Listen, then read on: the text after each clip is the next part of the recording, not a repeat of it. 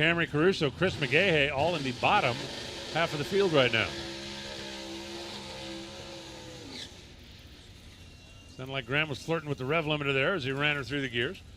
Pro stock car, do a burnout, you pull it through, set the line lock, which locks the front brakes.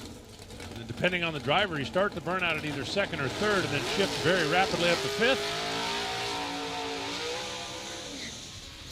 And then let it roll across the starting line. Too little RPM and you can wipe the clutch out.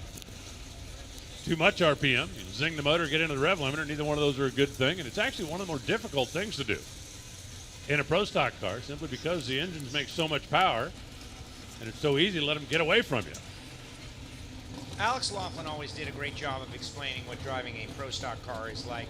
He said that it is the most challenging machine to drive well, and that little caveat at the end with feeling the clutch pedal and cutting the reaction time and hitting the gears, doing the burnout, all of these details. There are other cars that are really hard to drive. Alcohol funny cars, from what everybody says, really hard to drive. But to do it well in a pro stock, or to be so precise, get it right every time or lose, is what makes this category so amazing.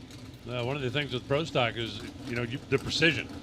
You've got a 10,500 RPM rev limiter. You've got to hit the shift before you hit 10,500. And if you make the shift before you hit 10,400, you've wiped it out. And as quick as the cars are accelerating, it literally is like splitting hairs down there with a handle in your hand. Yeah, all you got to do is look at the qualifying sheet. Whoa, hang on. Graham's car hiked the front end up, and he made a dart to the right. 6.565, 208 miles an hour for Deric Kramer. Solid run, not an improvement. Stays in the number 11 spot. 13.32 for Steve Graham.